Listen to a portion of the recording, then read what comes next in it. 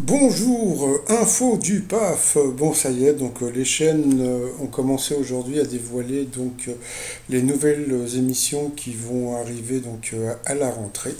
Donc le truc que je trouve très rigolo pour moi, c'est donc la fameuse famille en or. Parce que je sais pas si vous vous rappelez, j'avais déposé, je sais pas, je crois que c'était l'année dernière ou même l'année d'avant, le titre Un public en or. Et donc, je sais plus, je crois, 2 jours après, j'avais un coursier avec une lettre de TF1 qui me demandait de retirer un public en or parce qu'il y avait en or, etc., etc. Et bon, de toute façon, mon projet d'émission avec le public, bon, maintenant il n'y en a plus, de toute façon, je me serais banané à cause de ça. Bon, c'est pas très grave.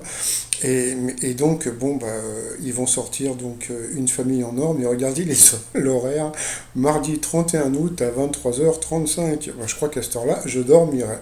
Donc, je trouvais ça assez bizarre. Peut-être qu'ils pensent que l'émission n'est pas assez bien pour pouvoir la passer beaucoup plus tôt. Vous allez avoir donc à la place des amours chacun son tour, donc un jeu animé par Mister Guillon. Bon, je sais pas, ça va être une histoire de bouboule, de bouboule et puis de questions encore. Bon, bah, on verra à la rentrée. Il y a un jeu qui a l'air assez sympa, c'est Il n'y a pas d'erreur. C'est Alex Good qui va le présenter donc le samedi. Et ce jeu, ça va être sur toutes les erreurs qu'on peut faire en parlant et en écrivant. À voir à la rentrée. Donc, ça sera, je pense, le samedi. Sur C8, bon, il va y avoir les années Sébastien, Patrick Sébastien, il existe dans le PAF depuis tellement longtemps que bon, je pense qu'il peut faire des émissions à foison. Je pense que ça sera le samedi soir sur C8. Bon, je sais pas ce qu'il va regarder, mais why not? Sinon, eh bien, The Artist, donc ça c'est Nagui qui prépare comment dire, un genre de télécrochet. Alors pour découvrir des musiciens, des chanteurs et aussi des compositeurs. Donc c'est des interprètes voilà, et des auteurs aussi. Ça a l'air sympa, sauf que bon, après l'habillage a l'air bien, l'animateur est sympa. Après il faut voir ce que ça peut donner.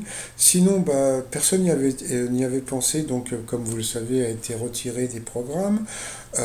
Et le plus grand des champions, eh ben, c'était le Bruno. Bon, bah, comme l'émission n'existe plus, Bruno restera à tout jamais le plus grand champion de cette émission qui n'existe plus. Donc Cyril Ferraud anime toujours encore Slam, il est dans Fort Boyard et il est aussi dans la carte au trésor. Bon, et il prépare une émission qui s'appelle Les champions des champions. Et là, je pense que il va piquer comment dire, des champions à Jean-Luc Reichmann. Je vais vous dire pourquoi. Déjà à la base, c'est un programme anglais qui s'appelle le Quizmaster.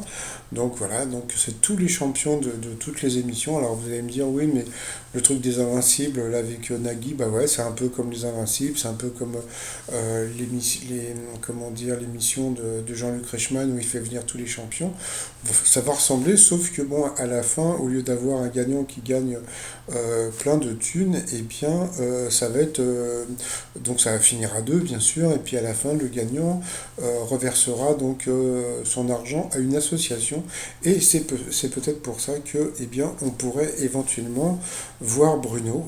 Peut-être qu'il y aura une dérogation pour voir Bruno dans ce jeu, parce que même si, comment dire, si à ce moment-là il n'a pas encore été éliminé, donc il pourrait participer peut-être à ce jeu, Xavier sûrement, etc., etc.